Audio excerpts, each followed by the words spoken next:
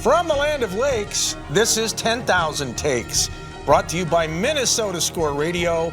Wally and Eric back for yet another week as we slice and dice the always busy, always topical, super saturated Minnesota sports scene. And Wally, we are now past mid-November and a lot to get into, but first and foremost, it has to be about the purple. The car flags are flapping in the wind all across Minnesota and the upper Midwest. Minnesota Viking fans are jubilant. Living large right now. 8-1, 7 straight victories. How about that? Yeah, I guess I would say who to thunk.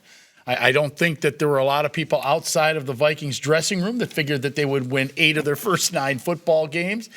Justin Jefferson has been spectacular. We know that. Kirk Cousins is coming of age. Is that a correct term for what he's been able to do? I mean, he looks comfortable. Obviously, having Justin Jefferson in now his 3rd year and him being so good certainly helps the situation. But I think Cousins, his ability now in the late portions of a game with the game on the line, I think that he has put a lot of that stuff to rest because, look, for how many years have you heard from his time in Washington through the first 3.5, 4 years here that Kirk doesn't play well on the big stage. He can't bring a team to a victory in the late stages. Well, he's done it, of the 7 wins? How many times has he done it? I believe, 5 out of the 7 wins in that streak? I mean, that's pretty good. He's captain comeback right now. I mean, he's clearly the best quarterback in the NFC North. And what they did in Buffalo last week, down by 17 in the second half against a team that most experts think is a legitimate Super Bowl contender in the AFC. They are loaded in Buffalo. But that comeback that he orchestrated with help from JJ as he climbed the elevator and made the grab. I don't know if it has an actual name now. I mean, Dwight Clark had the catch. Drew Pearson had the Hail Mary, and there are others. There was the miracle at the Met with Ahmad Rashad. The Minneapolis miracle was Stephon Diggs. But the grab by Justin Jefferson on a 4th and 18. I mean, if he doesn't make the catch, it's game over. Right, the game is over if he does not catch win. That. You're right. I mean, other iconic wideouts from Larry Jr. to Chris Carter to Sammy White, guys who have either played for Minnesota or other teams in the NFL, they're raving about this. Yeah, well, it was a spectacular catch, and it was against a team that has Stephon Diggs, the guy basically he was traded for. I mean, that's basically what this comes out to.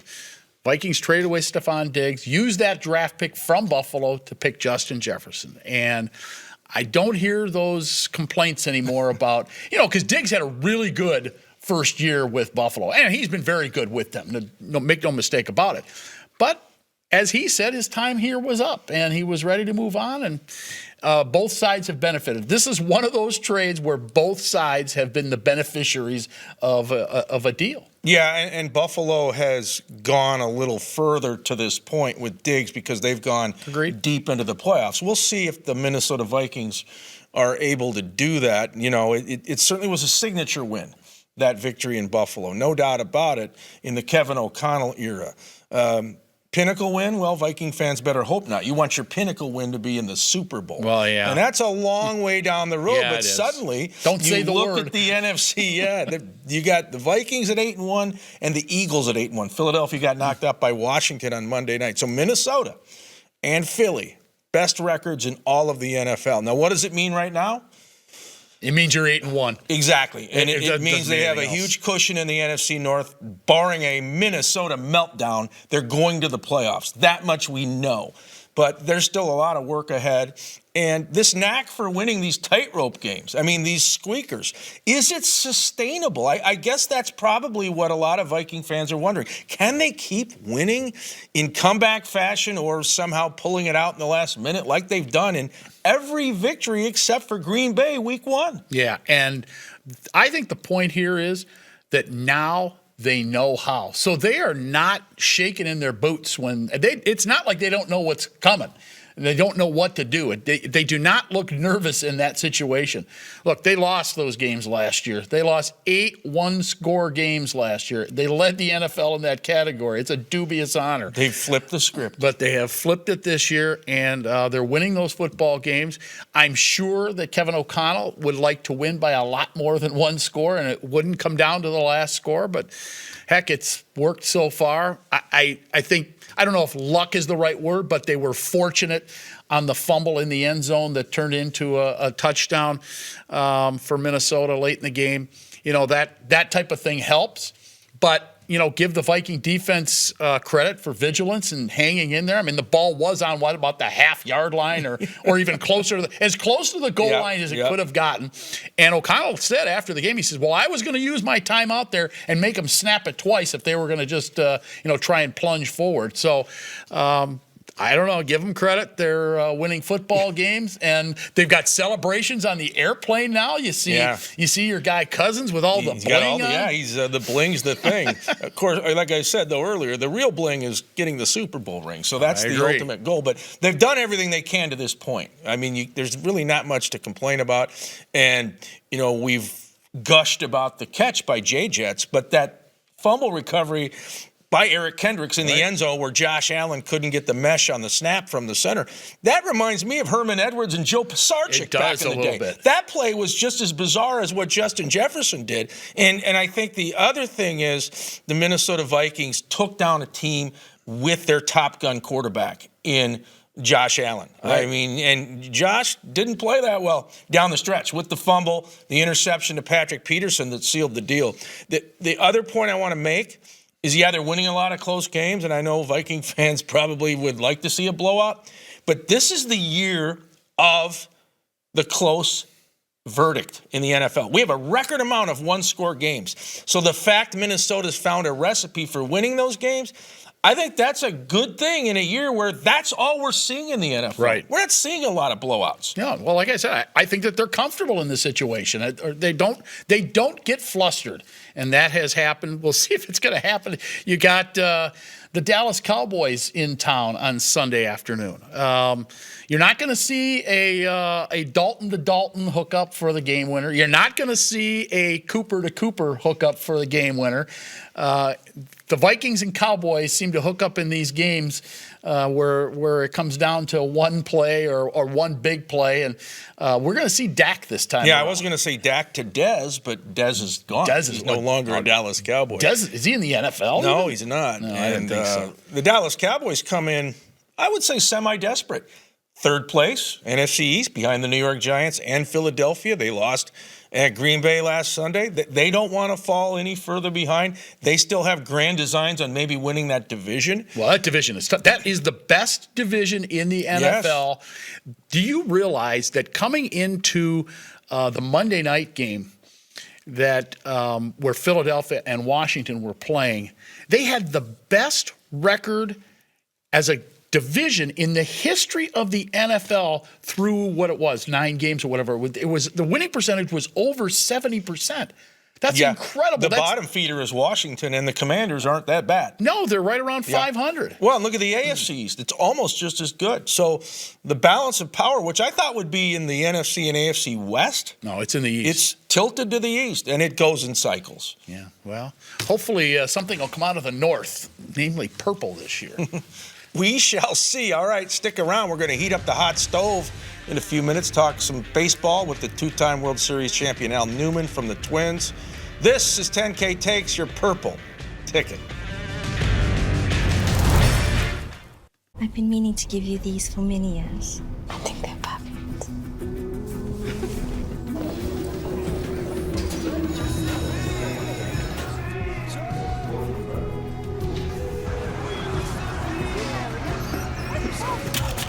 Maya? Oh, I love your earring. Why didn't you try these? It isn't just about vision. It's about care. Nobody cares for eyes more than Pearl.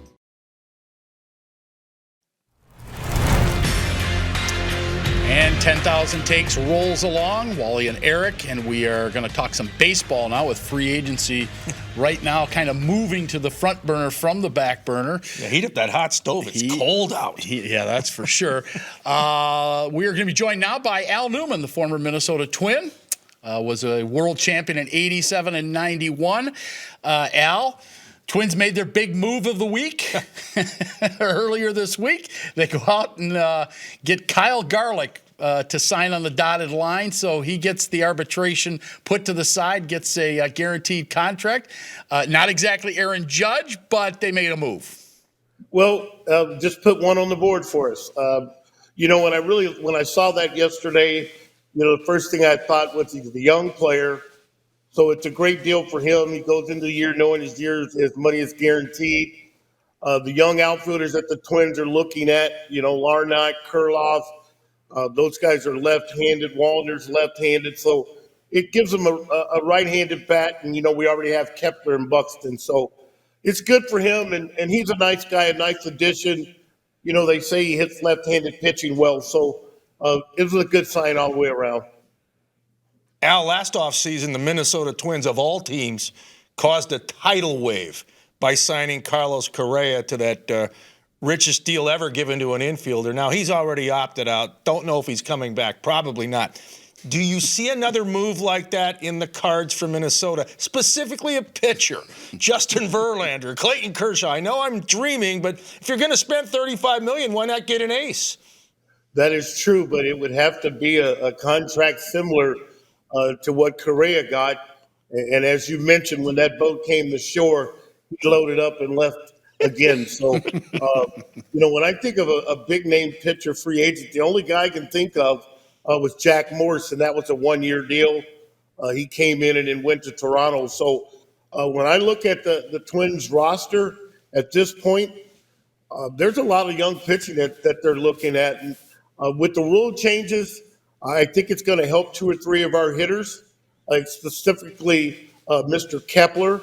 If they can't put the ship, you can't put a guy out in right field. But when I look at the roster, man, there's not a lot of moves to be made other than that bullpen. I like the young guys that we have in our rotation. That bullpen needs a couple of guys out there. So, yes, if they're going to spend money, I'd like to see them get a quality number 2 starter if they can. If he's out there, he's probably an older guy.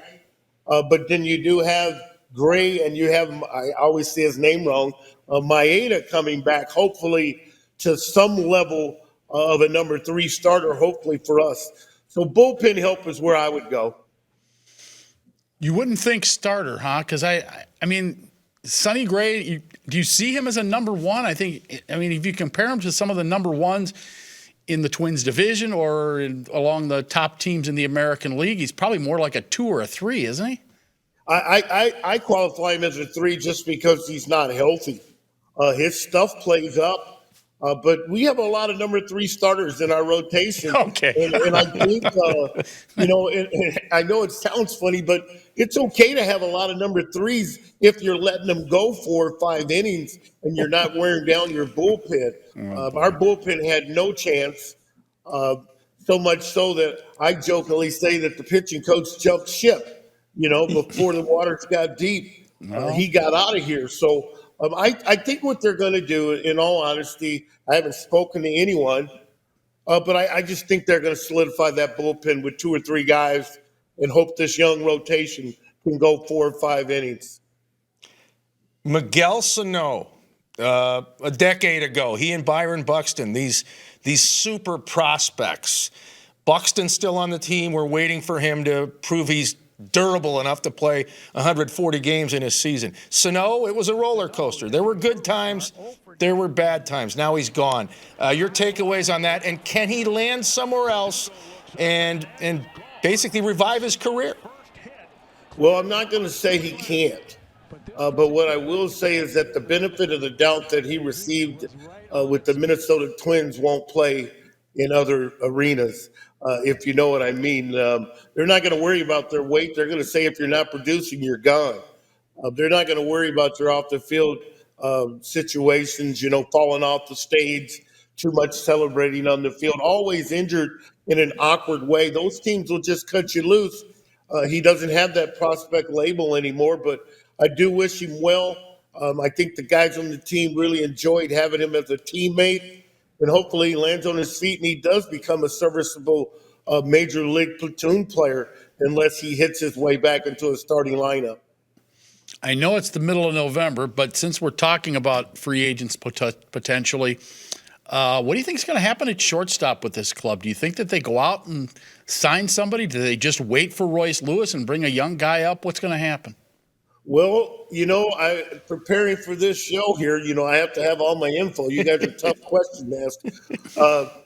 I wrote down Lewis, but man, when a guy's been out, to me, he came up here, performed well, and that's the one thing that I'm happy about, is about the position where guys have to stay on the dirt. I think that'll give the guys that actually play the infield, the guy that has range and quality footwork, angles to the ball, I think that's going to play up, and that's where Lewis, I think, is a very good fielder, as was Correa. You always saw him. He always had a nice angle and was ready to throw when he fielded the baseball, unlike the way the game has become now, where you just play the shift, you put your weakest infielder furthest away from the baseball. Those days are gone. So I think the Twins will get better just because of that. Offensively, definitely. But I think we have some superior athletes that can play defense if we put a emphasis on that, which all managers do. It's just a matter of circumstances, how much you let the team get away because you're playing guys out of position. Any chance that they move Polanco back to short until Lewis is back and have Arise play second base? Is that a possibility? I would say that's definitely a possibility within the budget. If you're going to go after pitching, you're going to have to not sacrifice defense, because Polanco was serviceable as a shortstop, and Luis Ariz can play second base. I like to play him at first and second, but Polanco held his own at shortstop. I thought when he was over there, he was a top 8 guy in the American League. So that's all you can ask for, a guy to catch the ball when he's supposed to catch it. The fantastic plays, those are happenstance. Al, we've seen this trend recently, not only in Major League Baseball, but around professional sports, hiring young guys, newbies. Rocco's a good example with the Twins a few years ago. But you look at the last 3 World Series winners as managers. Dave Roberts, L.A., Brian Snitker, Atlanta, Dusty Baker, Houston. These are guys ready for the Denny's discount. Bruce Bochy rehired in Texas. I'm happy to see it. I value experience. I hope the pendulum goes the other way. Where do you land on it? Well, I think there's a place for the baseball veteran, because there's knowledge in there. There's game knowledge. There's a ton of experience. It wasn't learned in a scout school atmosphere. It was learned through experiences of putting a player in different situations and seeing how they respond, gaining the credibility of your players because they know you were in the trenches and you've been there. You've stayed and you've been on the mound. You've been in the batter's box. So situationally, you can give them something that numbers on a piece of paper can't. So I don't knock the young guys getting a chance. I just think it should never be lost to have guys like Tony Oliva, Rod Carew, and Herbeck, and Torrey Hunter, and the new guys coming down to spring training to hang out with these players, because that's knowledge that you only get through experience of playing the game. Were you happy when Dusty finally got the ring as a manager? He got one as a player with the Dodgers, but this time as a skipper. Oh, I was totally ecstatic. And as the fans around the world saw in the dugout, there was 20 people surrounding Dusty, and none of them were players. They were all support cast. That was awesome. I'm getting goosebumps talking about it. He's a great man. He's had some nice advice from me as a young manager coming through the minor leagues. Him and Mr. Robinson were 2 of the guys that, when I was in the Arizona Fall League as managers, they stopped by and said hello. So, yes, I was very, very happy. Al, good stuff. Spring training is only, about 3.5 months away. So buckle I'm up. ready to go. I'm telling you what, I think I'm going to make a trip down to Florida here in a couple of days to get out of this weather. But thank you, guys. Get that bus ready. Yep. Leave we a got couple the bait. open We're seats, ready. would you? All right, guys. Thanks, Al. He is Al Newman, former Minnesota Twin, of course, on both of those world championship teams in 87 and 91. Back with more here on 10K Takes after this. I've been meaning to give you these for many years. I think they're perfect.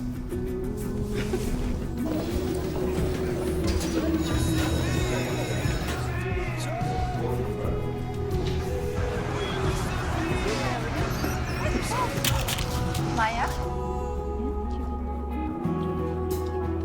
Oh, I love your earring. Why didn't you try these? It isn't just about vision, it's about care. Nobody cares for eyes more than Pearl.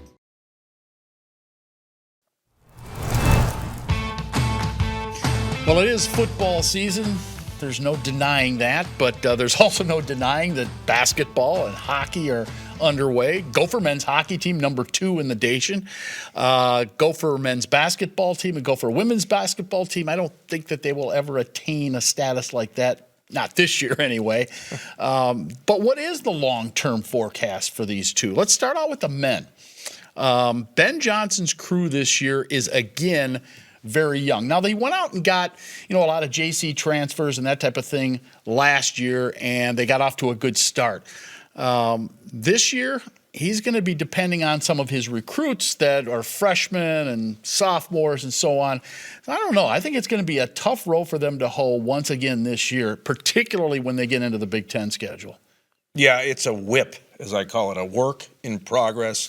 Year 2 for Ben Johnson. I think realistically, you start evaluating after his 3rd year. That's not to say you don't want to win now. You certainly do. And we saw last season, he made a splash out of the gate. I mean, they were 10-1 or something like that. They were. They had a signature victory in Ann Arbor at Michigan, a very good program, and then they cratered, and they went down to the bottom of the Big Ten. It's going to be a long haul, and it's going to be a tough one. I know, as you mentioned, they have some recruits coming in. They love this kid out in SoCal, Dennis Evans. They think he's the next version of Greg Oden, a shot blocker, a guy who can, take up space down on the block. But, that's still going to happen in the future.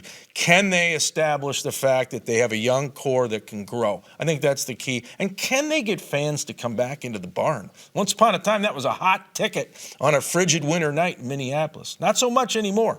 I saw for the game against Central Michigan tickets as cheap as $4. Oh, boy. So you could afford it, in other words. Yeah, based on what I make on this show. Well, that's for sure.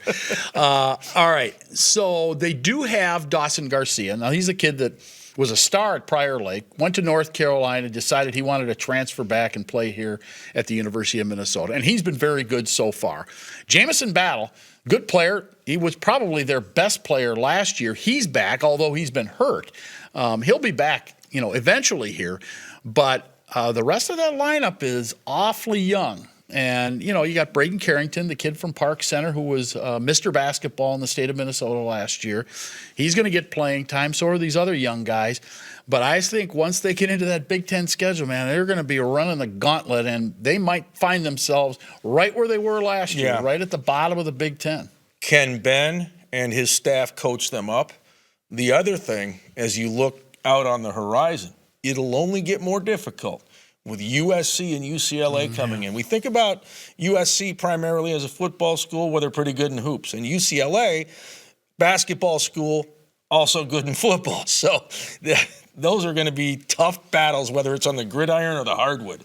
Quickly, the women, they're off to a good start. Mara Braun, the girl from Wayzata, averaging 27.5 points a game in her first couple of games. She had a buzzer beater to beat Lehigh. So I think maybe Lindsay, who possibly has a little pressure on her now after a few years of just kind of coasting through, maybe she has finally the team that she wants. Yeah, I mean, it's got to happen now for Lindsay. That was a splash hire by the AD, Mark Coyle, based on her pedigree. She's a Hall of Fame person as a player. She's in the Hall of Fame in Springfield, Mass. As a coach, she's unproven. It's been a rocky road. It's been bumpy with a lot of turbulence. Hopefully, she's been able to talk to people like Cheryl Reeve from the Minnesota Lynx, her old coach with the U of M, Pam Borton, get some wisdom from those coaches who have had a lot of success, and then translate that into victories for Minnesota this season. we shall see. All right, more to come, including takes of the day. Stay with us.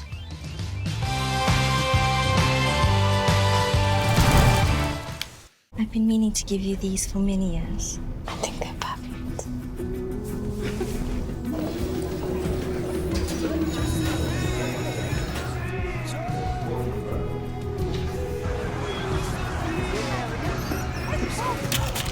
Maya? Oh, I love your earrings. Why didn't you try these? It isn't just about vision, it's about care. Nobody cares for eyes more than Pearl.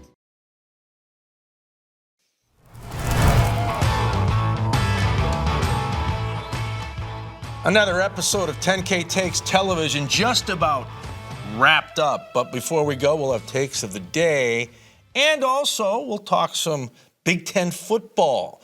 Iowa, Minnesota at Huntington Bank Stadium. It'll be a frigid day on Saturday. They're going to play for Floyd of Rosedale, a rivalry game. And PJ against the Hawkeyes, not so good in recent history. No, and the Hawkeyes, after having beaten Wisconsin last Saturday, they are in position to win the Big Ten Yes, West. I mean, if they beat the Gophers, they have Nebraska next week in Iowa City, and they just need Illinois to lose a game because they have the tiebreaker with Purdue, whereas Minnesota is going to need a minor miracle. They're going to have to beat both Iowa and Wisconsin, which I don't know when the last time they did that.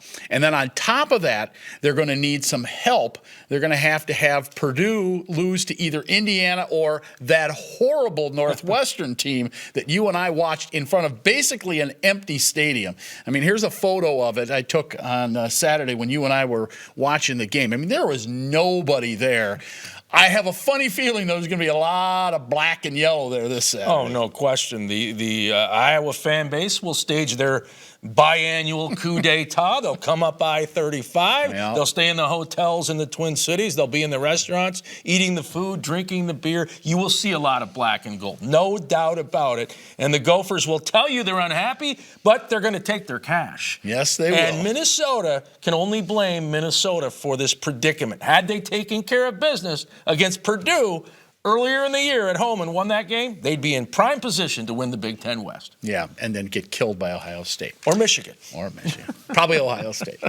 All right. I believe we need to do takes. Yeah, takes of the day. So we're going to find out what your mood is. Angry American, cranky Yankee, grumpy Guardian. What is it? Well, I'm going to shift back to last Sunday. Okay. Minnesota Vikings, Buffalo Bills. We saw several booth reviews of plays by the officials late in the game. But no, we didn't see one when we actually needed one. When Gabe Davis cradled the ball that hit the ground and he went out of bounds and they called it a completion and Buffalo got the game-tying field goal, nearly the game-winning touchdown late in regulation as a result of a no call, no move. I don't know what I'm doing official, either down on the ground or up in the booth. Somebody has got to stop the game and look at that because that's up to the officials at that point. And oh, by the way, the Bills also ran a play with 12 men on the field and didn't get flagged for it. So what in the world is going on with the NFL's officiating crews? Come on. And the mood meter says you're a grumpy Guardian. Yes, I am. Yeah, to be expected. All right, well, my take of the day surrounds the greatest sporting spectacle on the globe. At least that's what the rest of the world thinks. Okay. The World Cup. It begins this weekend in Qatar. The U.S. will have a team playing. But Minnesota United, there's a connection. Okay. Goalkeeper Dane St. Clair, who's from Ontario, Canada, has made the Canadian team. And that's the same Dane St. Clair who was the All-Star MVP for the Western Conference in the MLS All-Star Game back in August at Allianz Field in St. Paul. So congrats to Dane St. Clair representing the Maple Leaf flag, not the Stars and Stripes of the U.S., but we'll see how it goes. The United States typically doesn't fare well on the global stage when it comes to soccer. No, and they're playing in the same pool as Great Britain, so I'm not sure that's going to go so well either. Yeah, and they're going to be playing as is everyone else, in what could be some incredibly hot conditions in Qatar. No doubt. That's why the World Cup is being played in late November and early December. All right, we got to go. Let's FedEx out those thank yous. One to David Weld, also to Rocky and Al Newman. For Wally, I'm Eric. This is 10K Takes, your sports ticket.